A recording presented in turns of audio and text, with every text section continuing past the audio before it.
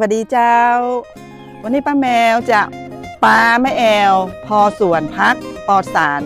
เนอะเจ้านี่ก็คือมีถั่วฝักยาวทำไมถึงปลูกถั่วฝักยาวเพราะว่าจะมีเมนูพวกลาบพวกน้ำพริกอย่างเอ็นอ่ะเจ้า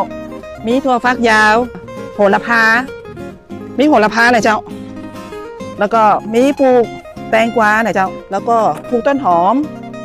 พร้อมกับหวานคะน้าสลัดเจ้าแฮมประมาณ1 เดือนเราก็จะเอาไปลงแปลงที่เราได้เตรียมไว้แล้วพอดีก็เข้าจังหวะเข้าหน้าหนาวพอดีก็คือผลผลิตมันก็จะงามพักปลอดสารที่ป้าแมวปลูกนี่นะเจ้าป้าแมวเอามาใช้กับการทำอาหารส่วนของโต๊ะจีนสุขสันต์โภชนาขอบคุณเจ้า